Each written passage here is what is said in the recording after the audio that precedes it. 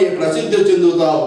నీవు దేవల దేవాంగ అను 2 పేర్లతో ప్రఖ్యాతి వహించదు అని పరమేశ్వరుడు దేవులతో చెప్పినాడు. అప్పుడు పరమేశ్వరుడు ఆ సభా సదులయందు ఉన్నటువంటి ఆసీనులై ఉన్నటువంటి సభ్యుల మధ్య ఏమని చెప్తాడంటే, ఈ ఆవిర్భవించినటువంటి దివ్య పురుషుడికి దేవల అని నామకరణం చేస్తున్నాను. దేవల అంటే దేవతల చేత లాలింపబడినవాడు, అనగా ప్రార్థనల చేత లాలింపబడినడు. మాకు వస్త్రాలు ఇవ్వండి, మా దేహాలకి ఆచ్ఛాదన కల్పించండి, మాకు సంభవించినటువంటి ఈ సిగ్గును తొలగించండి అని దేవతల చేత పరిపరి విధములుగా ప్రార్థింపబడిన వాడు కాబట్టి ఇతడికి దేవల అనే నామకరణం అనేది నేను చేస్తున్నాను. అందువలన ఇప్పటి నుండి ఇతడిని దేవల అని మాత్రమే పిలవాలని అతనికి నామకరణం చేశాడు. అయితే ఇక్కడ దేవాంగుడు అనే ఇతనికి కూడా మరొక పేరు అనేది ఉంది. ఎట్లా అంటే ఈతడిచే సృష్టింపబడినటువంటి వస్త్రములను దేవతలు తమ యొక్క శరీర అంగములచే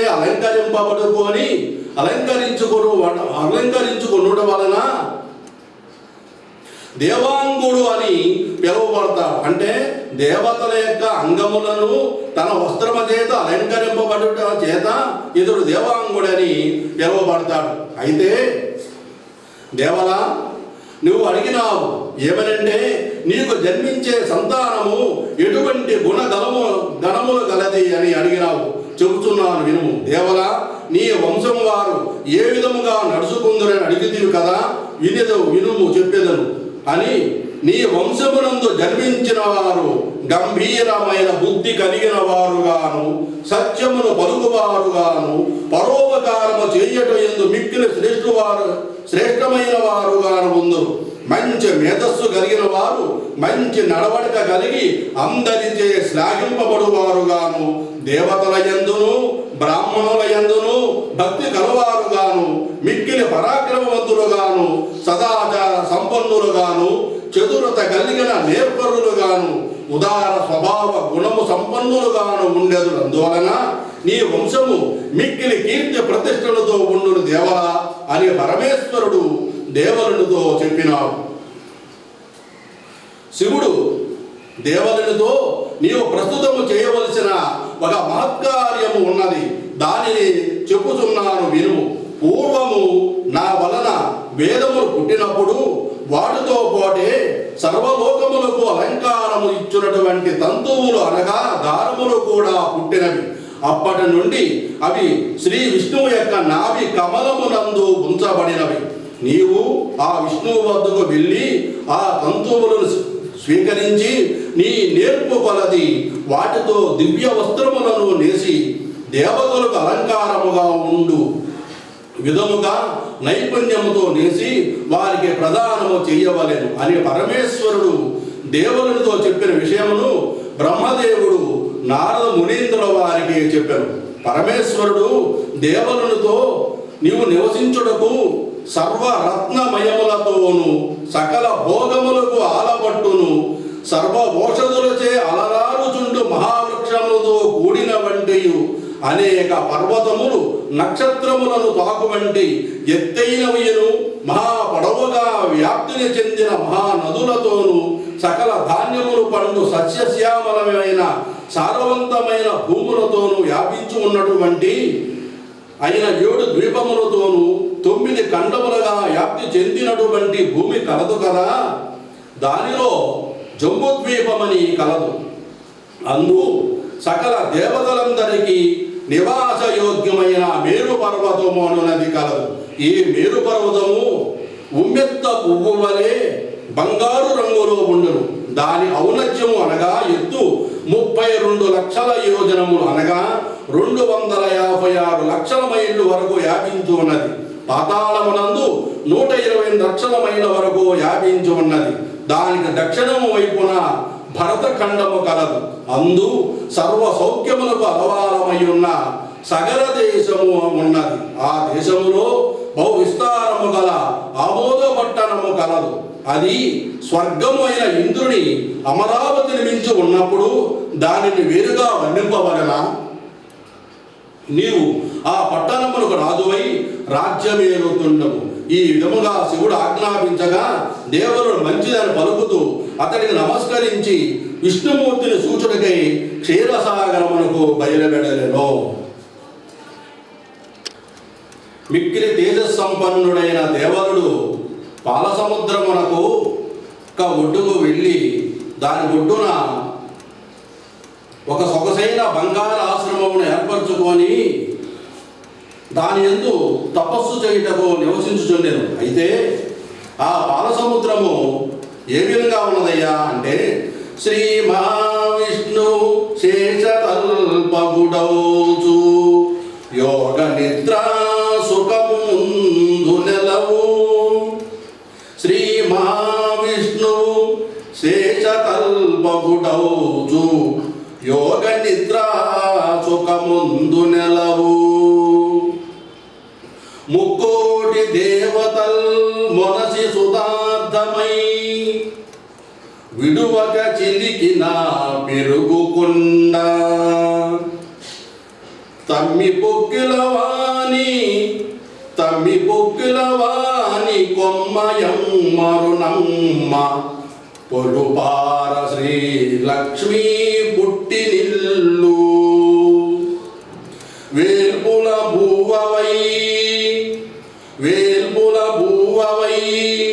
వెలది వెన్నెల నీను చందమామయ్యకు జన్మభూమి. అమృత భాండమొక్కటి కాక అడిగనట్టి ఎల్ల కోరికలిచ్చిటి ఈ విమ్రాను. పుడుకు దుడుకు చింతామణి పుట్టిన గని క్షీరవారాసియది సుఖశ్రీలరాశి. ఆ విధంగా ఆ క్షీర సముద్రం అందరి మహోమయోన్నతముగా ఉన్నది అన్నమాట. అయితే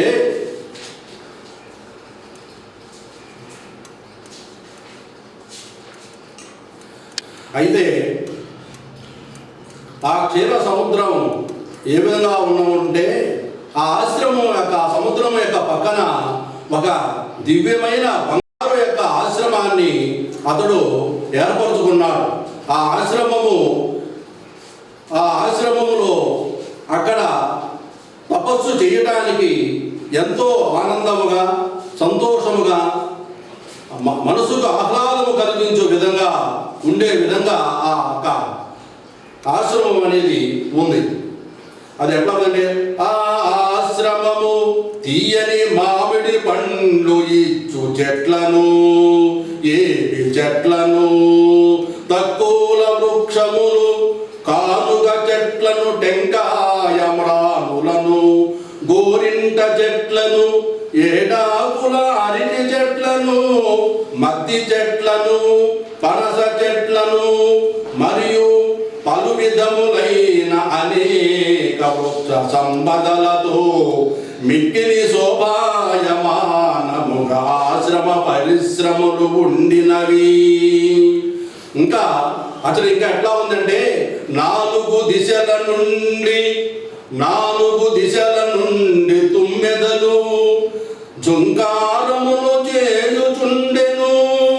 కోకిలములు తమ మధురమైన కోతలతో అలరారుచుండెను. అంతేకాకుండా ఆ ఆశ్రమనందు పాలసముద్ర ఒడ్డున ఉండటం వలన ఆ సముద్ర తరంగముల చేత ఆ ప్రదేశము మిక్కిలి చల్లగా ఉండెను. అందువలన ఈ ఆశ్రమం నందు తపస్సు చేసుకున్నట్టుకు అర్హమైనదిగా దేవరుడు నిశ్చయించుకున్నాడు. అయితే ఆ క్షీర సాగరం యొక్క లోతును వింధ్య పర్వతాధీశుడు కూడా కనుగొనగాలేడు. దాని వెడల్పై ఎంత అని గరుత్మంతుడు కూడా కనిపెట్టలేడు. ఆ క్షీర సాగరము నాసు పాచి ఉన్నది, అది పచ్చిగా మొలచినదా అను తలంపు కలుగుతుండుగా ఉన్నదన్నమాట. ఆ సాగర గట్టున పడి ఉన్న నురుగు దొబ్బలు చూసినచో మరలా దేవదానవులు తన మదింతురాను భీతితో సముద్రము తనకు ఒక కోట కట్టుకున్నట్లుగా తోచుతున్నది. చేపలు రెక్కలు త్రాకుడిచే ఎగసి ఆకాశము తాకబోయి క్రింద పడుచున్న బొదక బిందువులను చూడ దేవతలు సముద్రము మీద పూజార్థము చల్లు నట్టి ముత్యములని తోచుచున్నది. మిక్కిలి ఎత్తైన అలలతో ఉండగా పూర్వం అగస్త్యుడు తనను తాగినని కోపమున అతనిని పట్టుకొనుటకు తన బాహువులను చాచుతున్నట్లుగా అచ్చడచ్చడ జలజంతువులు తమ తలలను కనిపింపగా ఇంతకంటే గొప్ప వస్తువులు నాలో లేవనీయును, దేవతలు తమ యందున్న వస్తువుల ప్రమాణము తెలుపునట్లుండులాగునుగా ఆ యొక్క పాలసముద్రం అనేది ఉన్నది. అయితే ఇంకా అక్కడ ఎట్లా ఉందంటే ఈ పాలసముద్రం ఈ యొక్క బంగారు ఆశ్రమములో తపస్సు చేసుకొనుట వలన నారాయణుడు శీఘ్రముగా ప్రత్యక్షమవుతాడు. ఆయన యొక్క తపస్సుకు ఇది సరైన ప్రదేశము అని దేవుడు తన చిత్తమున నిశ్చయించుకొని యోగశ్రీ సంపన్నుడై యమ నియమాది అష్టాంగ యోగములచే విష్ణువు యొక్క అనుగ్రహమునకు పొందగోరి తపస్సు చేసినాడు. అతని తపస్సుకు మిక్కిలి ప్రీతి చెంది నారాయణుడు దేవలునికి ప్రసన్నుడాయాడు. అప్పుడు ఆ నారాయణుడు గురించి దేవలుడు ఈ విధంగా స్తుతించాడు. శ్రీరమా మానస సార శ్రీరమా మానస సారస భ్రమరాయ దరాసకలిత సుందర ముఖాయ శ్రీరమా మానస సారస భ్రమరాయ దరాసకలిత సుందర ముఖాయ వందారు జన బృంద మందార శత్రుసాయ పంచాయుధ భుజా విభాసురాయ మాణిక్య కోటీర మహితోత్తమాంగాయ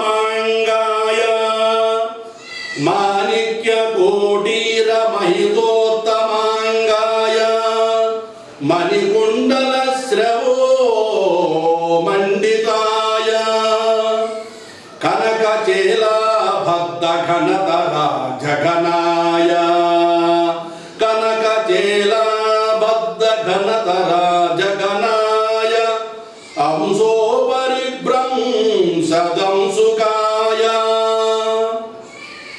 యోగి జన లక్ష్యమానాయ భోగిరాజ యోగి జన లక్ష్యమానాయ భోగిరాజ కల్పకల్పిత యోగ నిద్రా సుఖాయ భక్తలోక శరణ్యాయ పావనాయ భుక్తి ముక్తి ప్రదాయ నమో నమోస్తు అని ఈ విధంగా ఆ నారాయణుని ప్రార్థించినాడు. ఇంకా ఏమని ప్రార్థించినాడంటే, ఓ దేవదేవుడా, జగత్స్వామి, లక్ష్మీ వల్లభుడా, దయానిధి, నీవు ప్రసన్నుడవైనావు.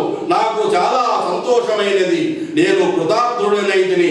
సర్వేశ్వరుడు ఆజ్ఞ ప్రకారము వస్త్రముల నెయ్యుడు కొరకై మీ వద్ద ఉన్న తంతువులను తీసుకొని పోవుడు కొరకు మీ వద్దకు వచ్చినాను. కావున తంతువులను ఇవ్వము ఋషికేశుడా, నీ దర్శనము చేతనే నా కోరిక ఫలించినది అని ఈ విధముగా దేవలుడు అనగా విష్ణువు తంతువుల నిచ్చుడుకు అంగీకారము తెలిపినాడు. తన నాభి కమలమునందుంచుకునిన తంతువులను దేవలునికి నారాయణుడు ఇచ్చను. దేవలునితో మహావిష్ణువు, ఈ తంతువులు జగత్తు పుట్టినప్పటి నుండి వానిని నేనే కాపాడుతున్నాను. దేవలుడా, నీ చేత వాటికి ఉపయోగము ఇప్పుడు కలుగుతున్నది. వీటి ద్వారా వెల లెక్కించడానికి వీలు పడనడు వంటి వస్త్రములను నీ నైపుణ్యముతో అందరూ మెచ్చినట్లు నిర్మింపము. వాటిని దేవతలందరికీ ఇచ్చి వారికి అలంకారములు కల్పింపు అని విష్ణువు చెప్పినాడు. మిక్కిలి సంతోషంతో ఉండి తన సుదర్శన చక్రము నుండి ఒక చక్రమును సృష్టించి దేవలుడుకు ఇచ్చినాడు. దేవలుడు విష్ణుని వలన చక్రమును తీసుకొని సంతోషము పొంది తన రెండు చేతులతో దోషులుగా చేసి, దేవదేవుడును లోకములకు గురుడును అగును విష్ణువుతో ఇట్లనెను. మీరు నన్ను ఎంతో అభిమానించి గౌరవించి మాట్లాడినారు. మీ అనుగ్రహమును పొందుట వలన మిక్కిలి సంతోషపడుచున్నాను. మీ అనుగ్రహం వలన మిక్కిలి సంతోషపడుచున్నాను. మీరు చెప్పిన రీతిగా దేవతలందరికీ వస్త్రములు ఇచ్చదని పలికి భక్తితో నారాయణులకు ప్రాణమిల్లినాడు దేవుడు. కొంతసేపు 2 చేతులు కట్టుకొని నారాయణుడి చేత చెంత నిలిచినాడు. అంతటా విష్ణుమూర్తి నేను చెప్పినట్లుగా చేయమని చెప్పి అంతర్హితుడైనాడు. అయితే అప్పుడు దేవరుడు పాలసముద్రము నుండి జంబూ ద్వీపానికి బయలుదేరినాడు. మార్గ మధ్యములో లవణ సముద్రం వద్ద ఒక ఆశ్రమాన్ని చూశాడు. ఆ ఆశ్రమం ఎట్లా ఉంది అంటే అద్భుతంగా ఉన్నది. రకరకాల వృక్షాలములతో నిండియుండెను. తీయని మామిడి పండు ఉన్న మామిడి చెట్లు, పనస వృక్షములు, వేప చెట్లు, వెలగరేగు నేరేడు, గిచ్చిలి నిమ్మ మొదలగు వృక్షములతో ఆశ్రమము అలరారుచుండెను. మకరందముతో కూడిన పువ్వులను పూచునట్టి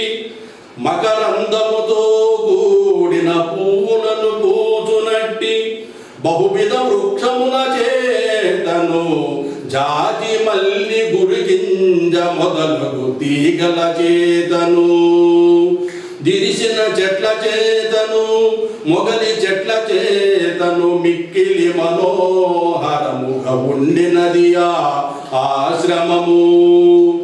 ఆ ఆశ్రమం చూసిన దేవుడు ఈ ఆశ్రమము ఎవరిదో దీని తెలియదు. దీనిని చూడగానే మనస్సు ఆహ్లాదపడుతున్నది. ఈ ఆశ్రమమునంద మహాత్ముని తపస్సు ఎపాటితో కదా అని ఆశ్చర్యము వెలుపుచుచూ ఆ ఆశ్రమంలోనికి ప్రవేశించినాడు. అక్కడ ఆశ్రమంలోనికి ప్రవేశించినాడు. అయితే ఆ ఆశ్రమంలో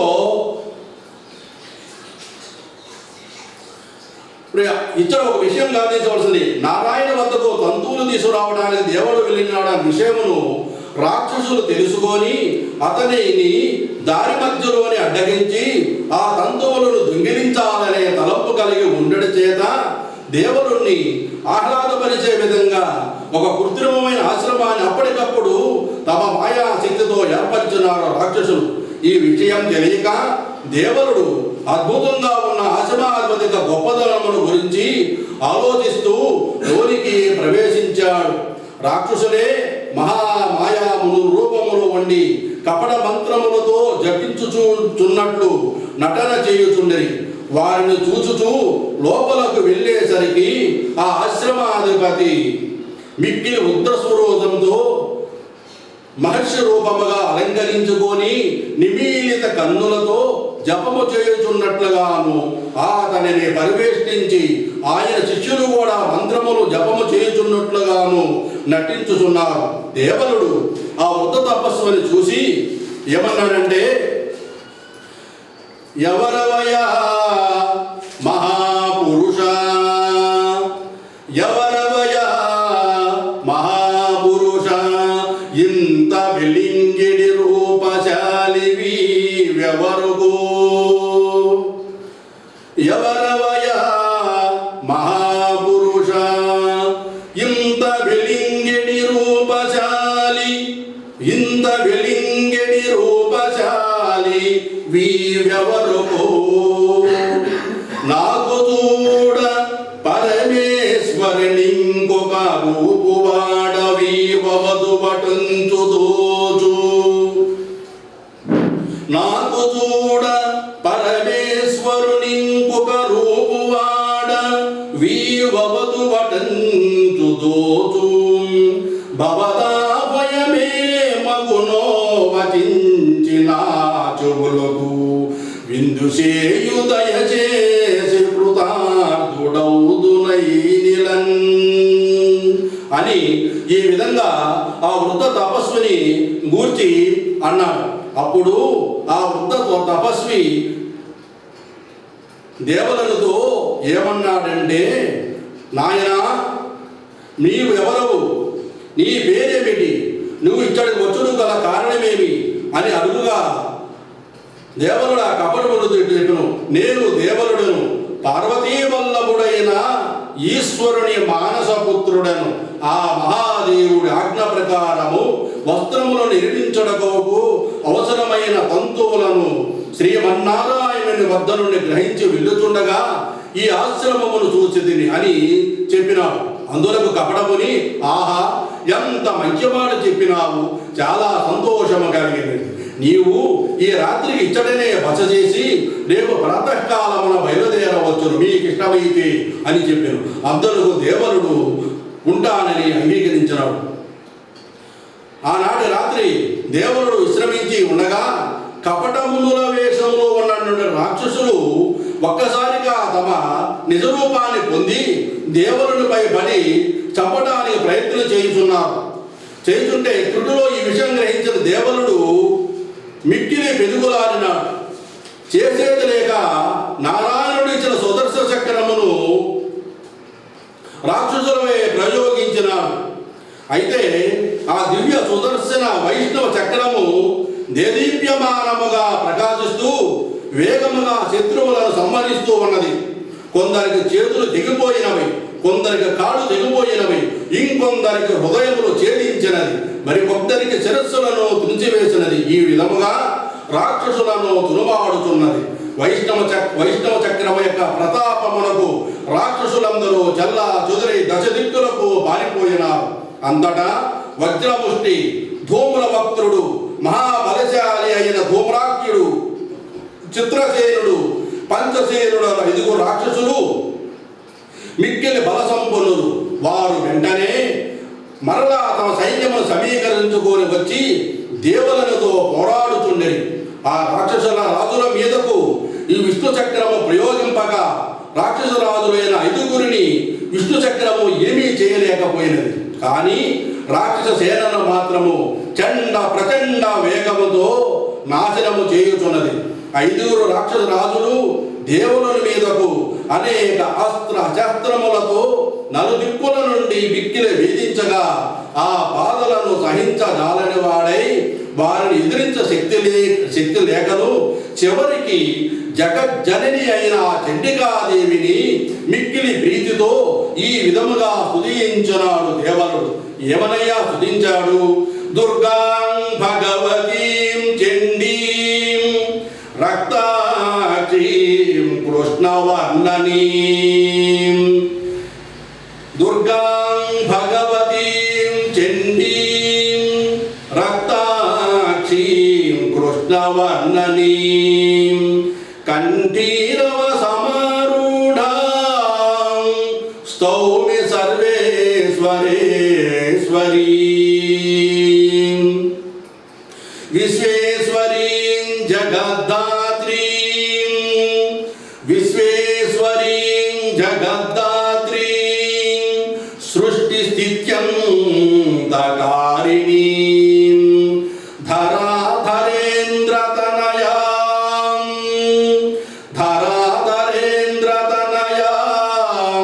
భీకరాం శ్రీకరాం శివాం స్తౌమి ప్రచండదోర్దండాం దైత్యదర్ప ప్రహారిణీం మహిషాసుర సంహర్త్రీం స్తౌమి దేవీ మహాబలం సురాసుర శిరోరత్న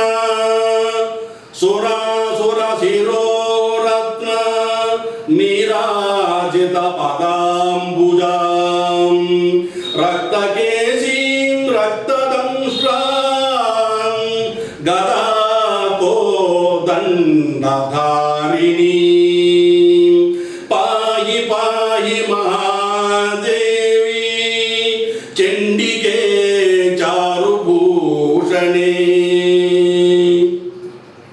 ప్రసీద పద్మభద్రాక్షి దైత్యదర్ప వినాశిని. ఆ యొక్క చండీ పరమేశ్వరీ దేవిని ప్రార్థించాడు. ఏమనంటే, దుర్గవు షడ్గుణైశ్వరములు గలదానివి చండీ దేవివి, ఎర్రని కన్నులు గలదానివి, నల్లని రంగు గల శరీరము గలదానివి, సింహముపై ఎక్కి స్వారీ చేయునది అయిన సర్వేశ్వరేశ్వరిని స్తుతించినాడు. లోకేశ్వరి లోకములను ధరించుదానివి, లోకములను కలుగజేయుదానివి, నీవు వాటిని కాపాడుదానివి, హిమవంతుని పుత్రికవు, ఆసురి ఆశీర్వాదములు కలుగుజేయుదానివి, శుభమైన అవయవ సౌష్ఠవముతో ఉండుదానివై, మిక్కిలి విజృంభించుచున్న రాక్షసుల మదమును హరించుదానివి, మహిషాసురుని సంహరించిన దానివి, మహాబలమైన దేవివి అని స్తుతించుచున్నాను. సురలు అసురులు తమ శిరస్సుల యందు అలంకరించుకొన్న శిరస్త్రాణముల యందలి కాంతి అమ్మవారి పాదాలపై బడి నీరాజనములు అందుగునులాగా ప్రకాశించుచున్నవి. ఎర్రని తల వెండ్రుకలచే ఎర్రని కోరలు గలదానివి, బాణమును గదను ధరించిన దానిని స్తుతి చేయుదును. ఓ మంచి భూషణమును ధరించిన చండికా మహాదేవి, నన్ను కాపాడు కాపాడు, కమలము రేకులు వంటి నేత్రములు గల చండికా, రాక్షస గర్వమును ధ్వంసం చేయగలవో చండికాదేవి, నాకు ప్రసన్నురాలవు కమ్ము అని ఈ విధంగా దేవుల మహాత్ముడు స్తుతి చేసినాడు. భక్త వత్సలేక చండికాదేవి ఆ దేవుని యొక్క మ్రోల విని ఆవిర్భవించింది. ఆవిర్భవించినప్పుడు ఏ విధంగా అమ్మవారిని స్తుతించాడంటే, విశ్వేశ్వరీ నమస్తేస్తు సర్వలోకైక పూజితే, నమస్తే చండికే దుర్గే శంకరార్ధ శరీరిణి, నమస్తే పద్మపత్రాక్షి, నమస్తే పుణ్యమూర్తయే, నమః సర్వేశ్వరేశ్వర్యై, నమస్తే దైత్యనాశిని, జహీమాన్ పాపినో దైత్యాన్ పాహి మాం భక్తవత్సలే అని ఆవిర్భవించిన అమ్మవారిని ఆ విధంగా స్తుతించినాడు. అయితే ఆ అమ్మవారు ఆవిర్భవించినప్పుడు ఎప్పుడు ఆవిర్భవించిందయ్యా అమ్మవారు? ఆ అమ్మవారు ఆవిర్భవించినప్పుడు ఉన్న సమయం ఏమిటయ్యా అంటే, ఆషాఢ మాసములో అర్ధరాత్రి యందు అమ్మవారు ఆవిర్భవించారు. అర్ధరాత్రి యొక్క అంత్యకాలంలో ఆవిర్భవించారు అమ్మవారు. ఆ రోజు పుష్యమి నక్షత్రము శుక్రవారం రోజున ఉన్న రోజున ఆ సమయం.